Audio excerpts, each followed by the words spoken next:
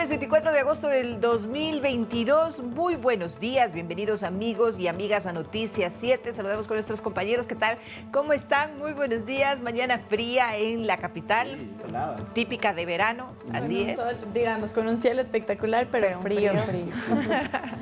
Bueno, así estamos. Carolina, ayer se llevó a cabo la instalación de diálogo entre la Asamblea Nacional y los delegados del Ejecutivo.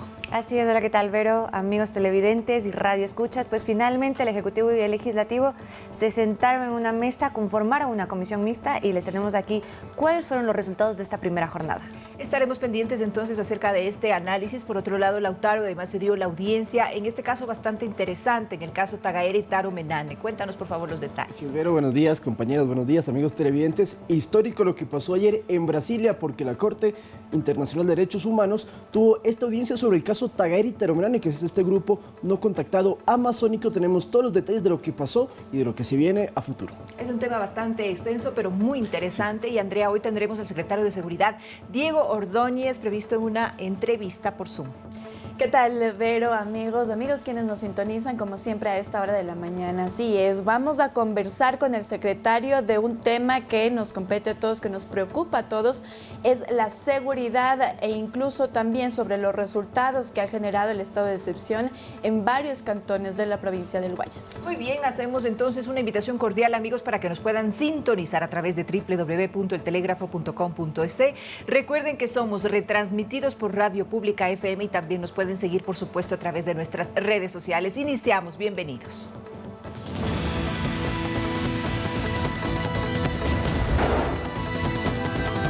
El gobierno central tuvo la primera mesa de diálogo con la Asamblea Nacional. El Ministerio de Salud confirma 35 casos de viruela del mono a escala nacional. Desde Brasilia, Brasil, se realizó la audiencia del caso Tagaere y Taro Menane versus el Estado ecuatoriano. 160.000 firmas se han recolectado para la petición de consulta popular por minería en la capital. En lo internacional, Europa sufre la peor sequía en 500 años. Y en los deportes, se realizó el lanzamiento del esférico que comenzará a utilizarse durante la fase de grupos de la próxima edición de la UEFA Champions League.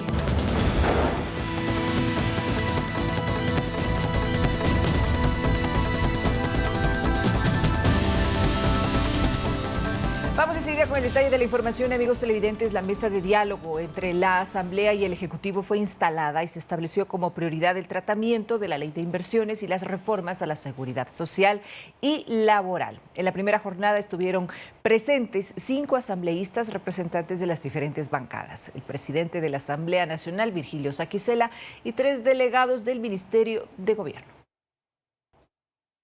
Creo yo que de hoy día debería confluirse en que técnicos de ambos sectores puedan, en el transcurso de más o menos los próximos 30 días, sacar ese borrador que pueda ser revisado por los delegados o por las autoridades, en este caso, que son los asambleístas y el señor ministro de Gobierno. Vamos a trabajar en la hoja de ruta. Esto va a partir de una agenda que ya estaba preestablecida, pero se va a revisar.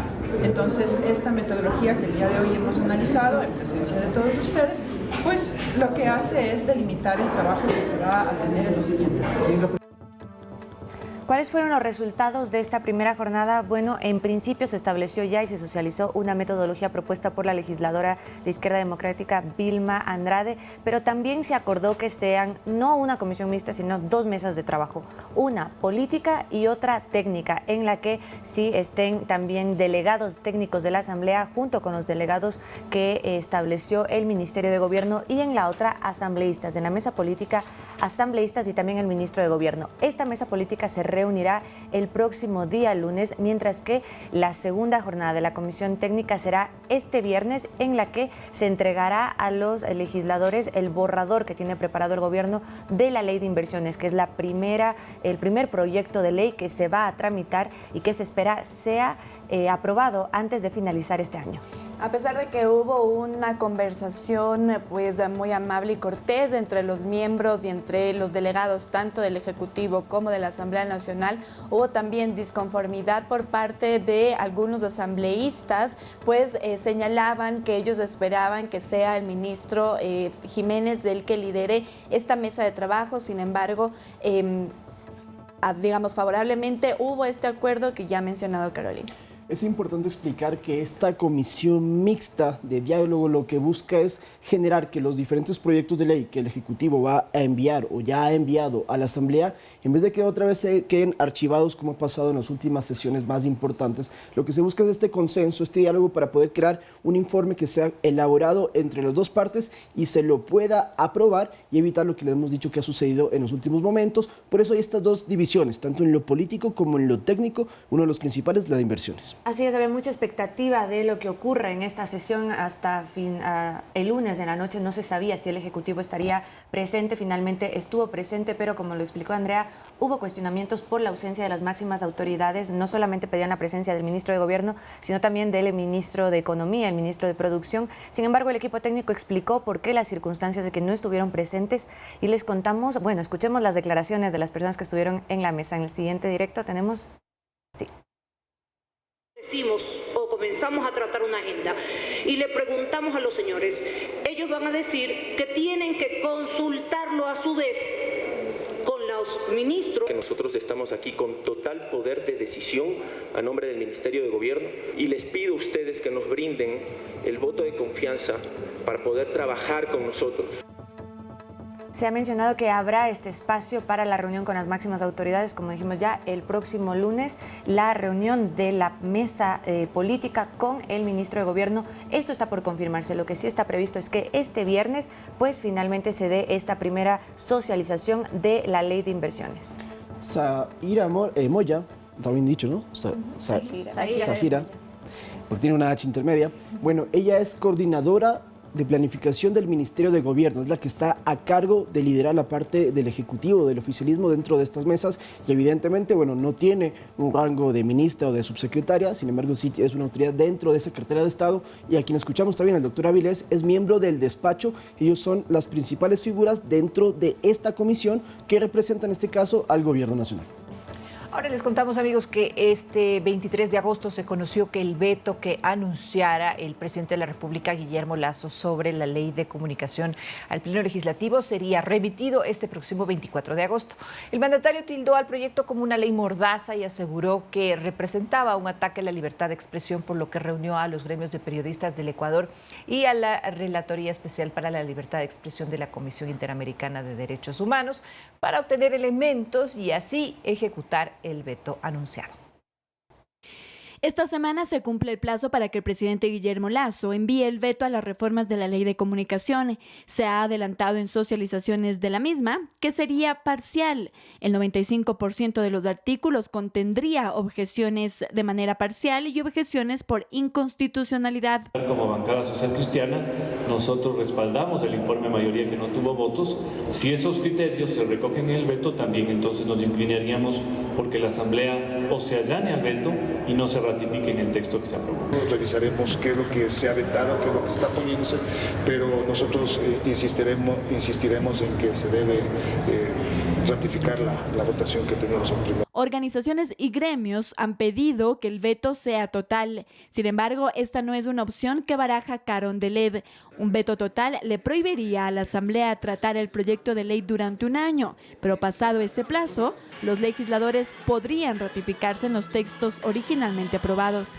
Lo que sí creo es que va a venir un veto parcial, no creo que va a venir un veto total. Los puntos por inconstitucionalidad en el veto y que deberían pasar necesariamente por la Corte serían eliminar la opinión del contenido comunicacional, limitación a la prohibición de la censura previa, responsabilidad penal y administrativa para periodistas, aprobación de los planes de comunicación por Arcotel y exclusión de los medios comunitarios del régimen aplicable para todos los demás medios.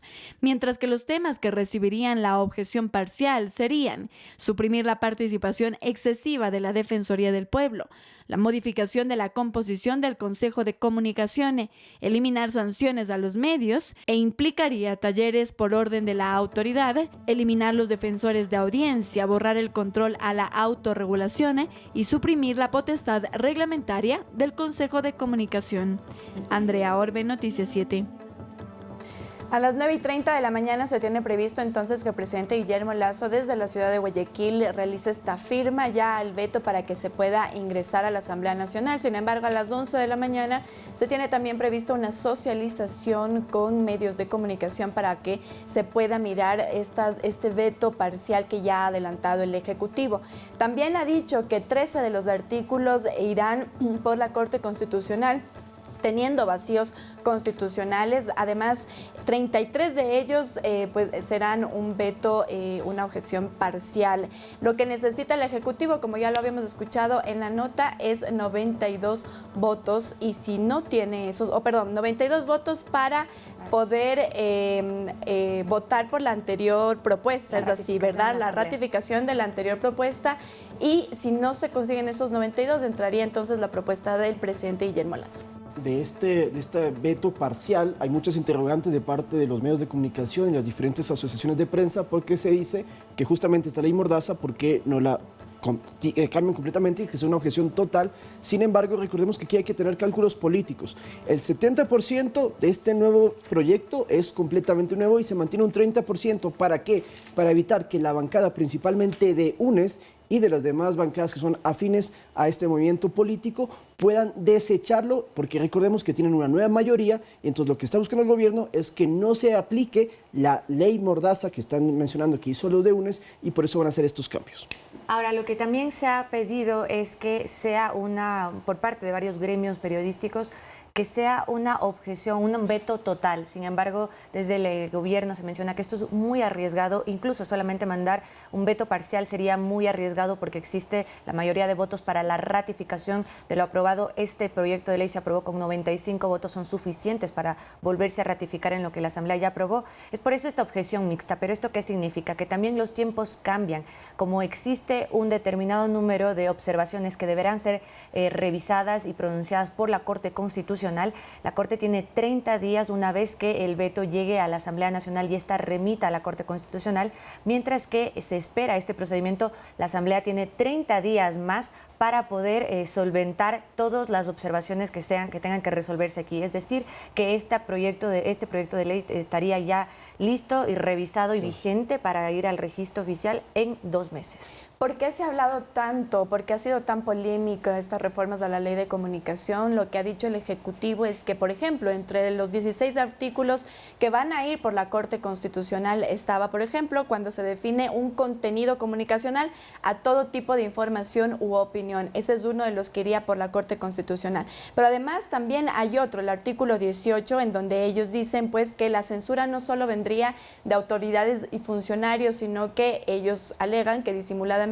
podría permitir que más personas, es decir, patrocinadores, socios y editores censuren los textos publicados por periodistas. Por ejemplo, con el tema de la opinión, un editorialista de algún periódico puede emitir cierta opinión, valga la redundancia, y esto puede generar que se tache de que el medio está incurriendo en X irregularidad o está tomando partido en ciertas cosas y podría generar estos problemas. Por eso es que hay tanta oposición, porque, por ejemplo, el periodismo de opinión es completamente aparte de lo que hacemos aquí en la mesa, y lo mismo con lo que has comentado, Andrea, y también sobre los medios comunitarios, porque querían dentro de esto que tengan otro régimen, cuando al final estamos realizando todos lo mismo, todos tenemos que dar información y tiene que ser, eso sí, evidentemente con toda la deontología del caso y con toda la transparencia y responsabilidad. Y hay un problema, perdón, es también que una vez que se puedan emitir estos comentarios, de alguna forma van a haber sanciones. Claro. Sanciones. Justamente esa es la ambigüedad de la norma, porque establece sanciones, no dice sanciones penales, sí habla de ámbito civil, pero luego en otros aspectos y dentro de los mismos artículos dice que también abre la posibilidad de que haya todo tipo de sanciones de acuerdo a cada uno de los casos de estos. Por eso que se decía que podrían incurrir en sanciones penales también hacia los medios de comunicaciones y hacia los periodistas. Sin embargo, en la Asamblea ayer conversábamos con varios legisladores de la bancada de UNES y nos decían que no, que la norma no es sancionatoria como tal, pero efectivamente por eso decían, no podría caber una objeción inconstitucional. Sin embargo, ya quedará en palabras, la última palabra, lo que diga el Ejecutivo y lo que el día de hoy pues envía a la Asamblea Nacional. Estaremos pendientes entonces de esta gestión, y cuando regresamos de la pausa, en la última semana se registraron 16 casos nuevos de la viruela del mono, por lo que en Ecuador ya existe un total de 35 casos positivos. Les contamos los detalles cuando regresemos de la pausa.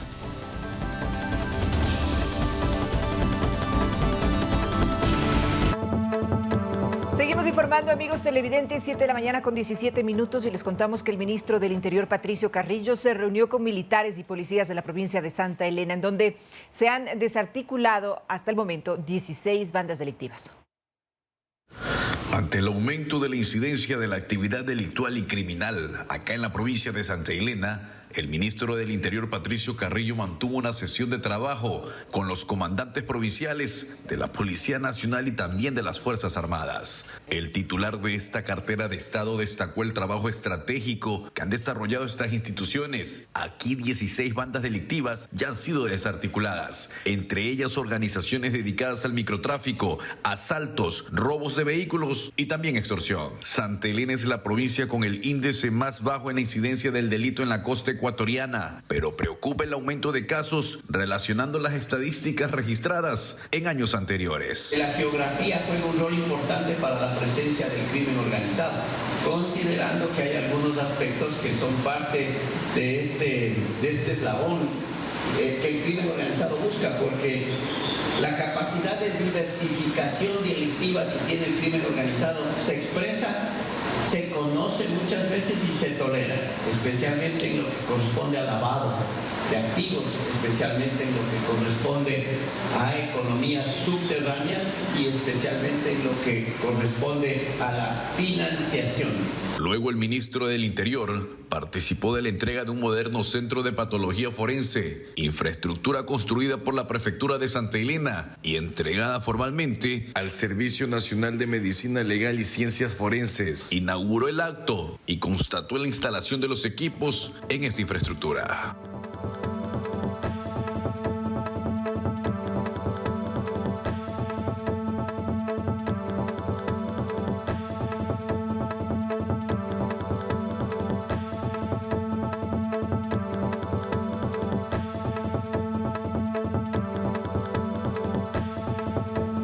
De la mañana con 19 minutos y nosotros vamos a hacer contacto por la modalidad virtual con el secretario de Seguridad, Diego Ordóñez, que nos acompaña el día de hoy en Noticias 7. Muy buenos días, secretario. Gracias por su presencia y su tiempo el día de hoy aquí. En primera instancia, quisiéramos saber cuáles son los resultados que ya arroja el estado de excepción en la provincia del Guayas, en algunos cantones. ¿Ha sido validero poner este estado de excepción? Buenos días, secretario. Buenos días, un saludo a todos quienes nos ven y nos escuchan. Sin duda, un estado de excepción genera un ambiente favorable para acciones como aquellas que se han llevado a cabo en la ciudad de Guayaquil, con particular énfasis en aquellas zonas en donde hay un mayor nivel de criminalidad. Se han llevado a cabo alrededor de 11.000 operativos. Hay un volumen muy importante de armas incautadas, explosivos, droga, vehículos robados, motos robadas, personas que estaban con boleta de captura que no habían sido detenidas. Es decir, se han hecho alrededor de 40 allanamientos, ¿no?, de domicilios en donde se presume existe material explosivo, armas, droga, y efectivamente eso se ha logrado capturar. En un estado de excepción, lo que importa fundamentalmente es lo que se evita. ¿No? Si se incautan 5 costales con material explosivo, como aquel que fue usado en el Cristo del Consuelo, estamos evitando 5 nuevos atentados explosivos. Si retiramos 200 armas de fuego, estamos limitando el que quien las usa pueda cometer muchos más asesinatos o crímenes de sangre. Secretario, pero en ese marco entonces se han reducido las muertes violentas, porque hemos visto algunos atentados de los que usted comenta, precisamente el de Cristo del Consuelo, y no sé si también nos puede confirmar si ha habido ya esta madrugada un nuevo ataque en el suburbio de Guayaquil. Los hechos delictivos no se detienen. Las muertes violentas se detienen, no se incrementan, no se eliminan, no desaparecen. No es lamentablemente el resultado que podamos esperar de un estado de excepción, ni en general de ninguna política de seguridad o una política criminal. La criminalidad hay que detenerla, hay que frenarla, hay que evitar que se incremente. Y por eso es el estado de excepción que actúa en 2 sentidos. El uno, el reprimir, buscar evidencias, pruebas para hacer una investigación y lograr que aquellos que cometen actos terminen en la cárcel y prevenir los actos que puedan ocasionarse con las armas y con los explosivos que se incautan. Dígame. Como dijo mi compañera, se habla de forma preliminar de que explotaron 3 vehículos en una mecánica. Queremos saber si esto obedece a un accidente o por el contrario sería un nuevo atentado de las bandas que operan en la ciudad de Guayaquil. Déjeme primero verificar ese dato, no tengo información en este momento. Ahora, si volvemos a hablar del tema de Cristo del Consuelo, nos llama mucho la atención lo que está pasando con este tema de los explosivos. ¿De dónde viene la inteligencia para armar este tipo de bombas? ¿Eso es de otros países o qué es lo que dicen los informes de inteligencia, secretario? Es artesanal, ¿no? Es un tanque, es un cilindro de gas al que se le pone una mecha y se arma una bomba con metralla, con artefactos que causan daño en el momento de la explosión. Y los precursores son precursores químicos de consumo común, ¿sí? no son sustancias bajo control. Según información de la policía, esta tecnología, entre comillas, es colombiana, ¿no?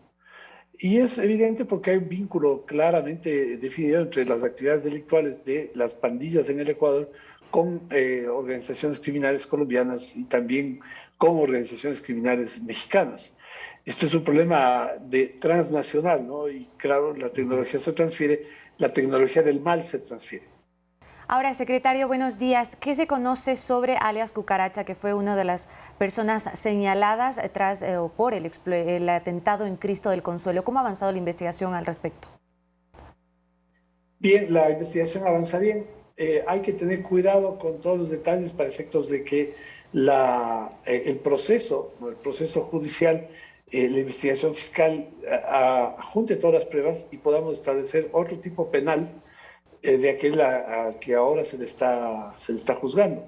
Se está juzgando a Morado, ¿no? Alias Cucaracha es la víctima. Hay evidentemente una implicación de bandas delictuales en conflicto, ¿no? ¿Pero se puede asegurar que el atentado era dirigido para alias Cucaracha? En principio sí. Todo esto cambia, ¿no? Porque las investigaciones avanzan, lleva tiempo establecer responsabilidades, no es algo que...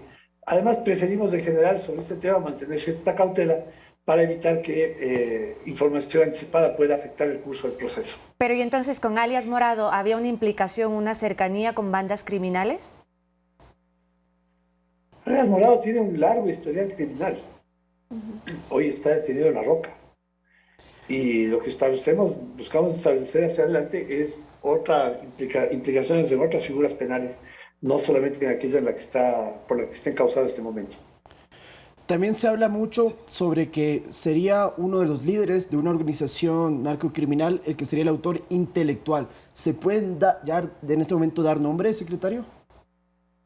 No, no se pueden dar nombres. En esto yo entiendo la urgencia de ustedes como medios, de los ciudadanos, por tener, digamos, respuestas sobre estas implicaciones, ¿no? Autores, materiales, intelectuales, quiénes están implicados.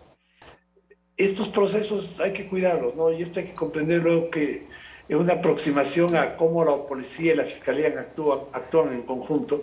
Es bueno tener cuidado en prevenir que la información más bien beneficia a quienes causan daño, ¿no? Secretario, el día de ayer escuchábamos al ministro Carrillo decir que estaban preocupados por las muertes violentas que se han generado, que se han registrado en Santa Elena, y él planteaba pues poner esta inteligencia solo en Santa Elena. ¿Cuál es su opinión? ¿Y es factible que pueda hacerse, digamos, por provincias, por cantones? ¿La inteligencia no está abasteciendo la inteligencia que ahora tenemos? Es bueno tener este modelo de inteligencia para todo el país, ¿no? Y este es uno de los, digamos, objetivos en cuanto al diseño estructural que tiene el gobierno respecto a modernizar y dar mayores recursos a quienes tienen la obligación de dar seguridad, ¿no? Policía y Fuerzas Armadas. Es la inteligencia. La inteligencia tiene que recuperarse en el Ecuador como un mecanismo para combatir la delincuencia y la inseguridad. Ahora mismo, lamentablemente... No abastece, secretario, no abastece la inteligencia que nosotros tenemos y se pensaría entonces, por ejemplo, poner un grupo de inteligencia solo en Santa Elena. No, yo quisiera establecer cuál es el contexto de las declaraciones del ministro Carrillo, ¿no? Lo que se establece no es oficinas específicas de inteligencia, porque la tecnología, digamos, la forma de hacer, el know-how, digamos, de la inteligencia es algo que tiene que ser usado en todo el país. Y precisamente para eso estamos en un proceso de tecnificación, de generar mayores herramientas tecnológicas a la inteligencia que tiene en este momento o los recursos que tiene actualmente la policía, que lamentablemente no fueron incrementados, no fueron potenciados en el pasado. Hoy debemos hacerlo con un esfuerzo material y económico muy fuerte. Ahora, el tema no solo de la delincuencia, también esto de los atentados terroristas se están dispersando por otras provincias. También el caso de Esmeraldas es preocupante, Santo Domingo de los Áchilas, en la Sierra Ecuatoriana también. ¿Qué se están haciendo aparte de estos planes que usted nos comenta para poder evitar que el problema de la delincuencia siga creciendo en todo el país? A ver, yo creo que hay que precisar exactamente porque en la afirmación suya me parece como que estamos teniendo bombazos en todo el país, en todos los días y en todas las ciudades. Y yo quisiera precisar que hay que también cuidar la información de manera que tengamos una certera visión de lo que está pasando, ¿no? Esto de los bombazos se han producido en la ciudad de Guayaquil. No conozco, si usted me puede decir en qué ciudad de la sierra se hayan producido. En Esmeraldas hubo un atentado hace algunos meses. En Guayaquil hubo otro cerca de La Roca. Esta actividad con bombas no es, digamos, lo más común, ¿no? Es eventual. Me expresé mal, secretario. Me refiero, sí, evidentemente bombas solo hemos tenido en Esmeraldas y en Guayaquil, pero el tema de la delincuencia, de lo que sabemos, y los homicidios sí están dispersándose por otras partes. Por ahí va la pregunta. De acuerdo. El nivel de criminalidad se ha incrementado en el Ecuador. Ya no es solamente un problema de delincuencia común, ¿no? De robos en los semáforos, o de las figuras esas clásicas, ¿no? De sacapintas. Tenemos ahora actos de violencia debido fundamentalmente, y esto es un problema estructural que tenemos que enfrentar de esa manera, debido fundamentalmente al incremento del consumo de drogas en el Ecuador, por el incremento del volumen de drogas que se circula en el territorio ecuatoriano, que ingresa por la frontera norte y sale por los puertos de la zona marítima fundamentalmente. Hay otras zonas por las cuales se moviliza, pero digamos que por ahí es la ruta mayoritaria, ¿no? Se incrementa el consumo de drogas, ha aumentado las adicciones y en general los casos de violencia, que en caso de robos, que se producen son de personas que buscan financiamiento o dinero para su vicio, ¿no? ¿Cuál es la solución de fondo? La solución estructural de fondo. Es esa la estrategia del gobierno en cuanto a seguridad. Y es esa la estrategia que está conduciendo la Secretaría de Seguridad Pública del Estado, que es fundamentalmente un mecanismo que permita reducir el volumen de la droga que circula por el territorio ecuatoriano. Y para eso tenemos una estrategia combinada, ¿no? Primero, de lo que acabamos de mencionar hace un momento, que es de la inteligencia al servicio de la seguridad. Con esa información de inteligencia, con la mejor tecnología que podamos conseguir para tener la mejor información, para prevenir, una operación combinada entre Policía y Fuerzas Armadas en frontera y el interior del Ecuador, para precautelar el acceso, el ingreso de droga al territorio ecuatoriano y precautelar además la seguridad interna por vía de la acción de la Policía Nacional. Esto es un trabajo muy complejo, solo con esto termino, muy complejo, que obviamente sí, todos esperamos resultados de corto plazo, pero tenemos que, diría yo, pedir un poco, yo sé que es un tema complicado y esto que estoy diciendo simplemente es tratado de establecer una línea, ¿no? Para que los ecuatorianos conozcan que hay un gobierno comprometido con la seguridad y que ese compromiso no se expresa en medidas parches, sino en una solución de fondo al problema de la inseguridad. Secretario, y vemos también la cercanía que está teniendo el gobierno con el municipio de Guayaquil, que de hecho esta ciudad es una de las más conflictivas.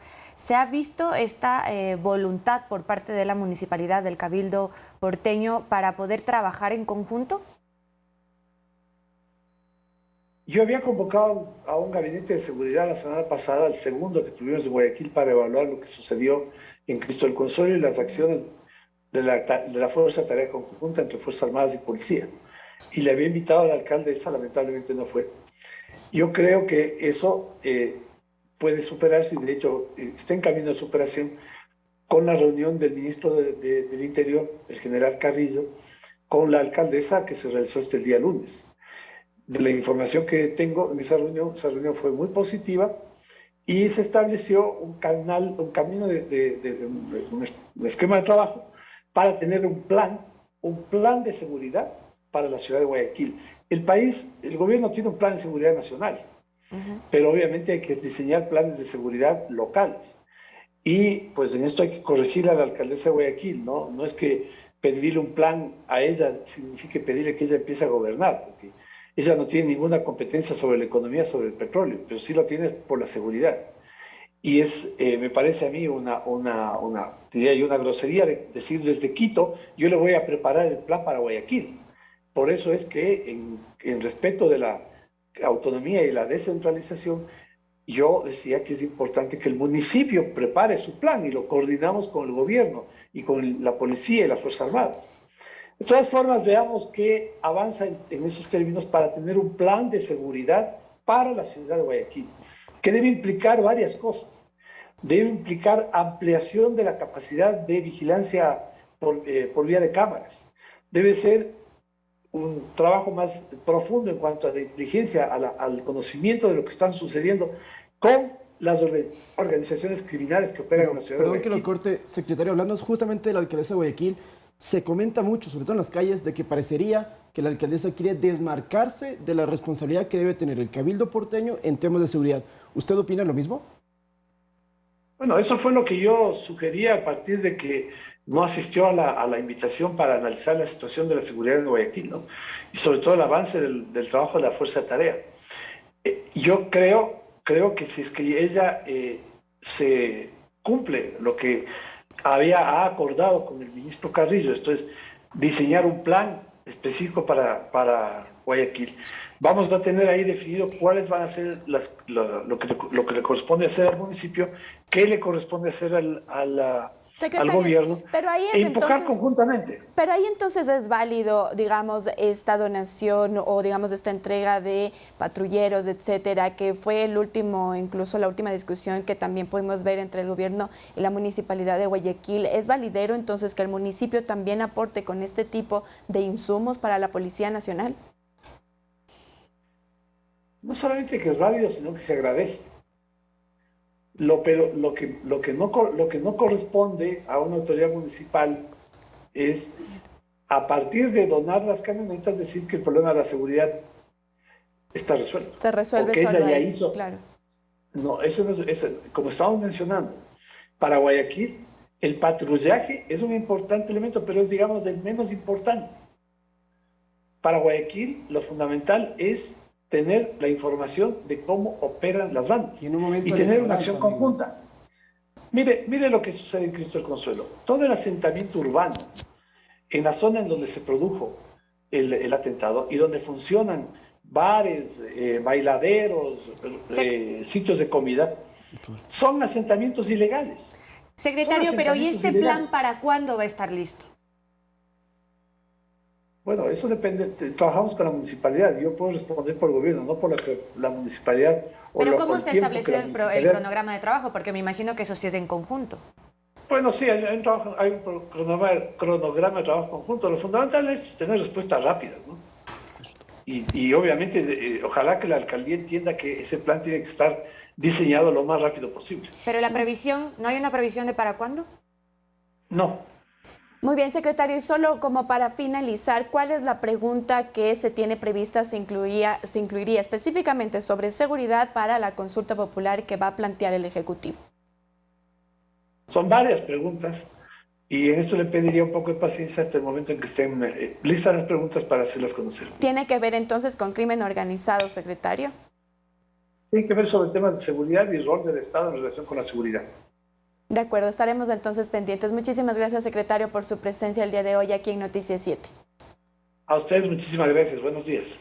Con esto nosotros estábamos conversando con el secretario de Seguridad, Diego Ordóñez. Amigos, nosotros volvemos con más información. No se despegue de la pantalla de Ecuador TV.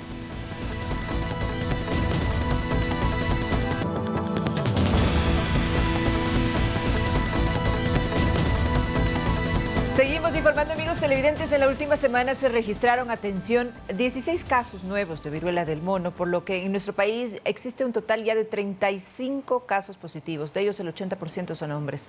El epicentro de la enfermedad es Azuay, seguida de Guayas. Hasta el momento, Ecuador ya tiene 35 casos positivos de la viruela del mono. Azuay y Guayas son las provincias con mayor positividad. En Azuay tenemos ahora 11 casos, 9 en Pichincha, 7 en Guayas, 4 en El Oro, 2 en Santa Elena, 1 en Los Ríos y 1 en Cañar. De la totalidad de los casos, el 80% son hombres y el restante mujeres. Según la cartera de salud, se sospecha que los casos se dieron en los últimos días de asueto. Hay varios casos en donde hubo contacto y por lo tanto transmisión. Eso quiere decir que hay un nivel de transmisión comunitaria entre estos. Al parecer estos son viajeros originalmente que estuvieron en la provincia de Guayas también o en otras que se movilizaron hacia Azuay por actividades de las vacaciones, de los feriados, etc. Hasta el momento no existen casos graves ni de hospitalización. Juan Zapata, presidente del COE Nacional, informó que no existe una zona de incidencia de contagios entre Ecuador y Perú. La zona de incidencia no está en la frontera entre Ecuador y Perú. No se ha tomado decisión de medidas restrictivas en la frontera. Por ello, el gobierno está negociando la compra de vacunas contra esta enfermedad. Y nosotros hemos hecho una aplicación por 5.500 vacunas. Recuerden que la vacuna de la viruela del mono no es de uso poblacional, no es de uso masivo. Aún no se sabe cuánto costarán estas vacunas. En caso de un brote mayor, el fármaco se administrará para personas que tuvieron contacto con un caso positivo y posteriormente para el personal sanitario que manipulará las muestras. Además, en caso de sospecha de la viruela del mono en el sistema educativo, también existe un protocolo. Se recomienda siempre a las familias que si existe algún síntoma de una enfermedad infecciosa o contagiosa, no envíen a los niños a la institución educativa. Y también recordar que el lavado permanente de manos, el uso de la mascarilla. Edison Saavedra, Noticias 7.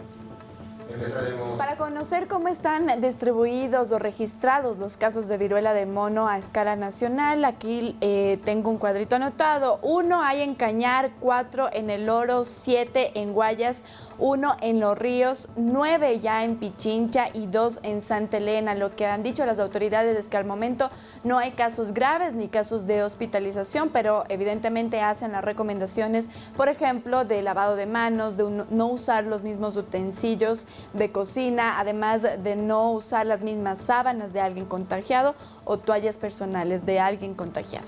Así es, hasta el momento se registra en la provincia de Azuay la mayor cantidad de casos, 11 en total. Lo que se ha mencionado es que en esta provincia el contagio ya es comunitario porque algunos de los pacientes que reportan como casos positivos no tienen un origen o cercanía con otros personas que ya han estado contagiadas. Lo que sí se ha dicho es que está hecho el cerco epidemiológico correspondiente y en este caso también hay un control sobre esta enfermedad en esa provincia y en el país, al menos hasta el momento. La viruela del mono no es todavía una pandemia. Incluso se dice que, bueno, en casos, son 35 casos en Ecuador y van más o menos un mes y medio, casi 2 meses desde que se registró el primer caso. En cambio, si comparamos con el COVID en 2020, en un mes teníamos más de 150 casos, lo que nos indica que es una enfermedad que sí se propaga, pero no tan rápida y no tiene la magnitud que tuvo el coronavirus en ese momento y que, bueno, todavía se la sigue viviendo. Sin embargo, no con esto digo que la gente se relaje, hay que cuidarse y, como ya lo dijiste, tener mucho cuidado sobre todo el tema de higiene que nos evita tanto viruela del mono como COVID y otro tipo de enfermedades. Eso sí es lo bueno de esta nueva normalidad, de esta nueva vida que estamos viviendo todo el mundo, de que nos implica que tenemos que cuidarnos mucho más en los temas sanitarios. Correcto. Y ahora vamos a comentarles, amigos, que en Brasilia se realizó este martes la audiencia internacional por el caso Tagaeri Taromenane en la Corte Interamericana de Derechos Humanos. Ahora, el Estado ecuatoriano presentó su defensa técnica con respecto a una supuesta violación de los derechos de este pueblo aislado voluntariamente en la selva amazónica. La denuncia que presentaron los pueblos indígenas no contactados Tagaeri y Taromenane, provenientes de la zona intangible del Yasuní, tuvo su audiencia 17 años después. La Corte Interamericana de Derechos Humanos escuchó a los peticionarios, quienes reclamaban responsabilidad del Estado por vulneraciones a sus derechos entre 2003 y 2013.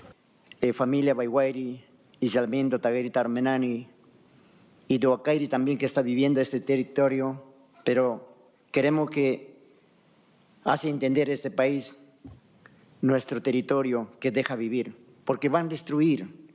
¿O cómo paramos? Porque son empresa petrolera tan grande, tan poderosa por esta tierra, pero nosotros decimos también tenemos nuestro poder, decir que no más, y por eso decimos deja vivir. El Estado presentó una defensa técnica conciliatoria ante las matanzas que suscitaron por enfrentamientos entre los pueblos indígenas aislados voluntariamente contra guaraníes, madereros ilegales y multinacionales extractivistas. Las acciones del Estado siempre han buscado realizarse en consenso con las comunidades guaraní. Y precisamente por eso no es una situación que dependa exclusivamente de la decisión del Estado. A la diligencia internacional también acudió Leonidas Issa como presidente de la CONAIE, quien hizo un llamado para proteger la selva y a las comunidades que habitan en esa zona. Pedimos que la Corte Interamericana dicte una sentencia a favor de los pueblos en aislamiento, se detenga la presión petrolera en su territorio, se garantice su autodeterminación. Para la presidencia de la República, los pueblos indígenas aislados voluntariamente gozan de derechos y no son enemigos del Estado. Desde el día 1, el gobierno nacional llamó a mesas justamente para que los pueblos que no están contactados y están en aislamiento voluntario puedan definir una serie de factores y una serie de situaciones que era muy importante hacerlo. Uno de los pedidos planteados ante la Corte fue que se amplíe la zona intangible y que se efectúen nuevas políticas públicas. Así se evitará más muertes de lado y lado, pues los Tagaeri reciben con lanzas a los visitantes en su territorio. Hasta el 26 de septiembre podrán presentarse los alegatos finales por escrito, tanto de los demandantes como del Estado ecuatoriano. También se analiza que una delegación de la Corte viaje al Ecuador para conocer la zona del conflicto. Antes de una resolución sobre si el país tiene o no responsabilidad, la Corte podría tomarse entre 8 meses y 1 año para emitir su veredicto. Lautaro Andrade, Noticias 7. Bueno, para el Tribunal de la Corte fue una audiencia en la cual hubo bastante respeto, fue bastante, digamos que no hubo incidentes, no hubo peleas, se dieron los dos puntos tanto del Estado ecuatoriano representado por la Secretaría Jurídica de la Presidencia y por la Procuraduría, y por el otro lado estaba la defensa de este pueblo Tagaeri Taromenane que se ubica en el Yasuní, en una zona intangible, y se llevó a cabo con total normalidad, se lo puede decir. Pero uno de los puntos esenciales y que podrían estar dentro de la resolución es que se amplíe esta zona intangible, porque lo que han dicho es que estos grupos, estos pueblos voluntariamente aislados, porque ese es el término que ellos utilizan, están en más partes dentro de la Amazonía, no solamente donde se les delimitó. Entonces lo que buscan es que no haya más contacto de actividades petroleras en esa zona particular. Lo que dice la defensa es que pues no se habían considerado los límites extractivos para el tiempo de cosecha y de siembra de los pueblos no contactados, y es por eso que esta zona de amortiguamiento, esta zona intangible, pues no es tan extensa como debería ser. Además, lo que pide también la Defensoría, o digamos esta parte defensora, es que haya un espacio de paz entre los guaraníes y también los pueblos no contactados. Ustedes recordarán que también se llevaron o digamos, todo esto inicia en 2003, me parece, con estas masacres en donde pues se enfrentan pueblos y claro, también por la existencia o digamos por la presencia de madereros, etcétera. Entonces lo que ahora quieren es esta zona de paz entre los guaraní y también los pueblos no contactados. Otro de los aspectos que se está considerando en este proceso en la CIDH es también el caso de una niña Tagaeri Taromenane que se ha calificado como un secuestro. Ella fue sacada y tomada como un trofeo cuando se dieron estas matanzas por parte de los guaraníes y fue sacada de su aldea, y hasta el momento ella no ha podido regresar. Lo que han pedido los Tagaeri es que ella retorne a su aldea con su familia. Este es uno de los casos que también se considera, y además también por parte del Estado ha pedido la responsabilidad para que se investigue, porque en su momento se dijo que no se investigó como se debería estas matanzas. Un tema sumamente extenso del cual nosotros vamos a seguir investigando y por supuesto, amigos televidentes, les estaremos contando cuáles son los detalles posteriores. Pero no nos alcanza el tiempo para continuar, así que muchísimas gracias por habernos acompañado, que tengan un excelente día y recuerden que estamos con ustedes a las 19 horas en nuestro noticiero Noticiero Estelar. Compañeros, un excelente día para ustedes. Buen día para todos.